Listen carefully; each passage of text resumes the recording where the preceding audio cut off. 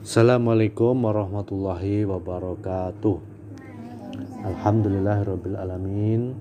Shalawat serta salam kepada Nabi kita Muhammad Sallallahu Alaihi Wasallam. Ya anak-anak, hari ini kan kakak banyak tanya tentang cerita orang dulu. Ya, bagaimana bedanya orang zaman dulu dengan orang zaman sekarang. Nah, sekalian nanti kita cerita berlanjut ya, kita belajar sejarah sekalian. Ada yang pernah tahu orang Indonesia itu dari awal Islam atau tidak dulu? Tidak. Dulu orang Indonesia itu apa agamanya? Sebelum Hindu apa coba? Bareng Hindu Buddha. Jadi agama orang Indonesia dulu, orang asli itu namanya animisme dan dinamisme. Nah, lebih mudah itu animisme itu dia itu penyembah berhala, ya nyembah batu, nyembah kuburan, nyembah gunung. Nah, itu nenek moyang kita. Jadi ketika orang mulai ada di Indonesia ya yang dianggap orang asli di sini itu nyembahnya berhala gitu. Ya kan?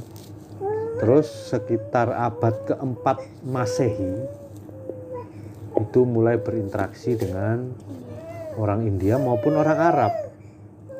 Terutama orang Arab ini sebelum Islam pun orangnya senang untuk berdagang atau istilahnya ini merantau. Tahu merantau. Nah, itu punya jiwa merantau ya, nggak mau cuma tinggal di rumah, pengennya tahu dunia luar, ya kan? Itu namanya merantau. Pedagang-pedagang Arab itu di masa itu, ya, abad keempat itu sudah sampai di Cina, pasti lewat di sini. Ya.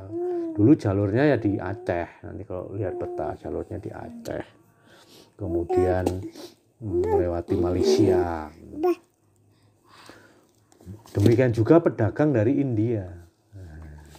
Pernah lihat orang India? Hitam apa coklat apa putih, Pak? Oh, ada yang hitam, ada yang coklat. Yang jelas nggak putih ya, kita orang Asia bukan orang kulit putih. Nah, orang India ini adalah orang yang tentu yang menyebarkan agama Hindu pertama kali. Ya, termasuk agama Buddha itu sebagian juga orang India yang menyebarkannya. Ya, terutama dari India Tengah itu banyak yang Buddha. Nah, negara-negara di dekat India itu seperti ada Nepal, Bhutan, itu agamanya Buddha. Nah, itu karakter orang Indonesia sejak dulu itu karakternya adalah mau belajar. Makanya Zilan dan Zalfa juga harus punya karakter itu. Mau belajar dari siapapun yang punya ilmu, ya kan? Ilmu apapun itu boleh kita pelajari selama positif, ya, tidak diharamkan oleh Allah begitu. Nah, ringkasnya kalau kalian sekolah umum kayak Abah dulu tahu ada buku sejarah. Abah itu suka buku sejarah sejak SMA ya, SMU dulu. Dapat nilai 9 kalau sejarah itu karena hafal nama-nama raja itu hafal, nama istrinya juga sebagian hafal. Karena suka baca kalau liburan atau hari Minggu baca buku sejarah, ya kan?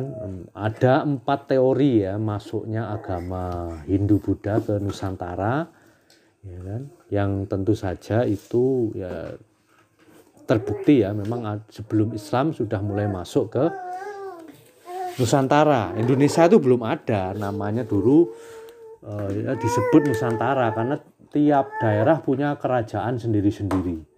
Di Sumatera itu ada beberapa kerajaan, di Jawa ada, di Kalimantan ada, begitu.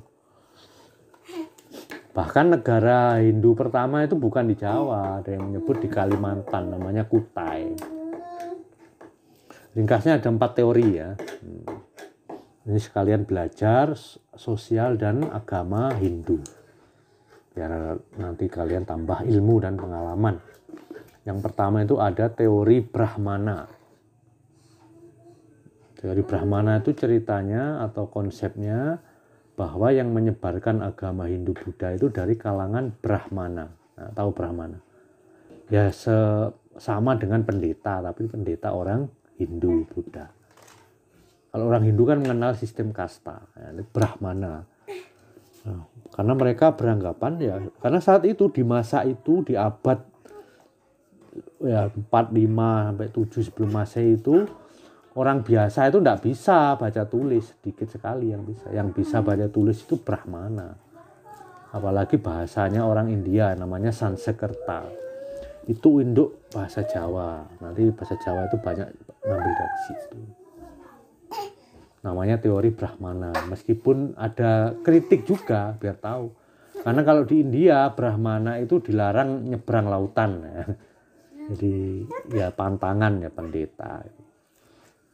Ya mungkin ya karena terpaksa atau diundang, yang jelas ya namanya teori itu kan apa ya, belum tentu benar tapi sudah ada indikasinya.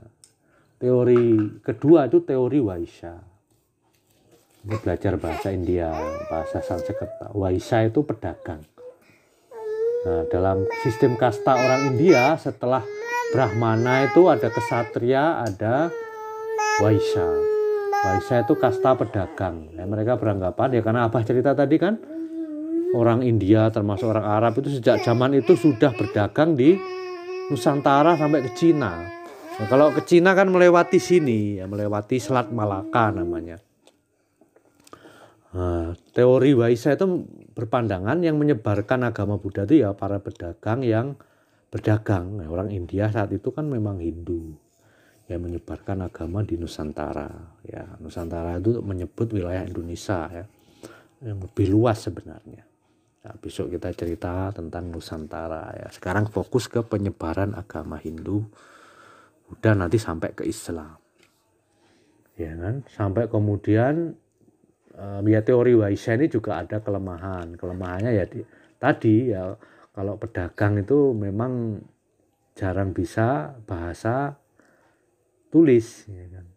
Padahal di sini mengadopsi ya banyak prasasti, tahu prasasti? Prasasti yang di candi itu loh, ada batu, ada tulisan. Nah, itu namanya prasasti. Nah, itu menandakan dulu pernah dibangun Pak Candi ini oleh Raja Kertanegara misalnya. Nah, itu nama orang Jawa dulu sebelum Islam namanya gitu. Kertanegara. Kertabumi. Ada Gajah Mada, ada Gajah Biru, ada Ronggo Lawe. Ronggo itu kuda, namanya pakai binatang. Ada Lembu Sora. Nah, lucu kan nama sebelum Islam kan enggak ada artinya. Masa namanya lucu kan, namanya kuda. Ayam, ada Hayam Wuruk, itu ayam berkokok. Raja itu, Raja Majapahit namanya ayam berkokok. Nah, ya kembali tadi teori Vaishya itu kelemahannya begitu. Ada teori ketiga itu teori Ksatria. Teori Ksatria itu beranggapan bahwa yang menyebarkan agama Hindu Buddha di Nusantara itu adalah dari kasta Ksatria. Ksatria itu bangsawan, ya panglima perang. Karena saat itu di India banyak terjadi perebutan kekuasaan. Nah, pangeran yang kalah itu kemudian membawa pasukannya ke Nusantara lalu menyebarkan dan membuat kerajaan. Ya, meskipun dikritik juga itu tidak didukung oleh bukti arkeologi. Misalnya ada makam tentara India banyak itu kan tidak ditemukan. Tapi itu kemungkinan. Nah, jadi saling melengkapi teorinya 4 ya. Yang keempat teori arus balik. Teori arus balik itu ya penduduk Nusantara saat itu seperti Abah cerita tadi kan juga ikut berdagang keluar pulau. Banyak yang pergi ke Cina, ke India, bahkan ke Arab, ke Yaman. Ya kan. Jadi sebagian suku di Nusantara saat ini tuh memang terkenal suka merantau. Ya kan, Bugis, Makassar, Madura. Termasuk juga orang Jawa ya, suka merantau. Sekarang itu orang Madura di mana-mana aja, di pulau mana-mana ada. Orang Bugis itu melantaunya ke timur banyak, ya di Papua, di Nusa Tenggara banyak.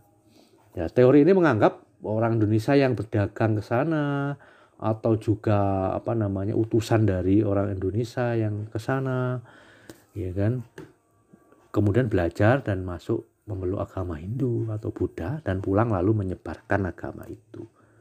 Maka yang muncul pertama kali di Nusantara atau Indonesia yang zaman modern itu adalah agama Hindu Buddha. Ada yang tahu nama salah satu kerajaan di Jawa? Ada kerajaan namanya Mataram.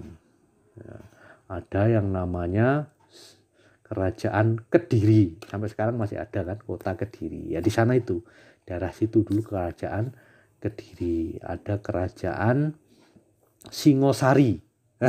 Saya Singosari kan cuma bukan jadi kabupaten ya, kecamatan ya. Kecamatan Singosari. Dulu kerajaan di situ, ada kerajaan Singosari. Nah, kerajaan Singosari ini rajanya, anaknya dinikahkan kerajaannya Umi, kerajaan Campa. Anaknya Raja Singosari, Kertanegara itu dinikahkan dengan raja dari Campa. Di Campa itu ada Campa, ada Vietnam, ada kerajaan Vietnam, ada kerajaan Campa. Nah, kerajaan Campa itu di Vietnam Selatan, masuk ke Kamboja, luas. Nah, saat itu kuat ya, bahkan cucunya raja dari Singosari yang jadi anaknya Raja Vietnam itu mengalahkan kerajaan Vietnam, pernah mengalahkan sampai merebut separuh wilayahnya. Meski kemudian nanti dibalas ya, dikalahkan orang kerajaan Vietnam sampai hancur kan kerajaan Campa, tidak bersisa. Itu ketika sudah mulai Islam masuk ke sana, akhirnya orang-orang Campa banyak yang ke Malaka, ke Malaysia. Nah itu kembali ke situ. Jadi kerajaan-kerajaan Hindu Buddha itu banyak di Jawa, ada tadi saya sebutkan nama-namanya. Di luar Jawa juga ada. Di Sumatera itu yang paling terkenal namanya Sriwijaya. Nah, sekarang dipakai nama apa itu? Nama maskapai penerbangan. Nah, Sriwijaya itu dulu kerajaan Hindu Buddha yang ada di Sumatera. Nah, mulai abad ke-7 ketika Nabi Muhammad diutus itu terkenal karena orang Arab kan sudah berdagang sejak lama di sini kan. Nah, ketika mereka menjadi Islam ya sejak Nabi Muhammad diutus kemudian mendirikan negara Islam di Madinah itu sudah mulai pedagang-pedagang Arab itu secara langsung maupun tidak langsung berdakwah di Nusantara. Yang paling terkenal itu kan riwayat ada sahabat namanya Sa'ad bin Abi Waqqas. Itu karena beliau itu ketika di masa Ali dan Muawiyah itu berselisih politik, beliau tidak mau ikut campur ya. Akhirnya beliau hijrah. Diduga beliau itu sampai ke Cina. Makamnya ada ya. Ada beberapa makam karena saking sulitnya dipastikan ya kan, beliau ada di Asia Tengah sampai Cina, dan diduga ya rombongan di antara ini pasti ke Indonesia karena kalau sudah ke Cina ya sangat dekat saat itu dengan Nusantara kita itu ya. Intinya itu kita masuk ke abad Islam ya, mulai abad ke-7 ya, di mana Nabi Muhammad diutus dan kemudian melakukan Fathul Mekah ya, kemudian mendirikan negara Islam di Madinah, diteruskan oleh Khulafaur Rasyidin. Mulai saat itu secara damai ya Islam itu berkembang di pesisir pantai, yang paling dulu tentu di Aceh. Aceh itu paling dulu, lalu menyebar ke bawah sampai ke Jawa. Nah, di Aceh itu berdiri kerajaan Islam pertama namanya Samudra Pasai. Nah, ini dulu, kita akan lanjutkan ceritanya besok ya. Semoga bermanfaat insya Allah buat bekal sebelum tidur, biar penasaran dengan sejarah orang dulu. Jadi orang dulu itu kalau perginya naik apa coba? Naik kapal berbulan-bulan untuk berdakwah Islam itu. Belum tentu selamat karena teknologinya belum secanggih sekarang.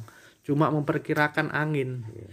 Kalau anginnya terlalu kencang badai tidak berangkat. Itu kan tahu musimnya. Kan karena nelayan atau pedagang laut sudah tahu. Tapi ya banyak juga yang tenggelam hilang.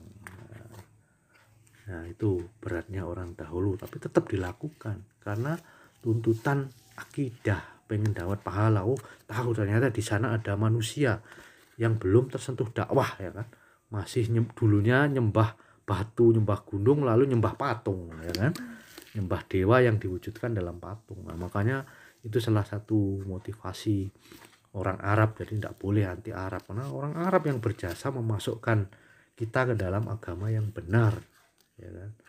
Orang Yaman diduga itu yang awal berdagang sampai ke Nusantara, ya, menikah dengan orang lokal, kan nunggu angin untuk kapalnya itu bisa berangkat kan berbulan-bulan. Akhirnya ada yang menetap di sini, ada yang pulang, ada yang menikah. Nah, di situ mulai muncul perkampungan muslim di pantai-pantai.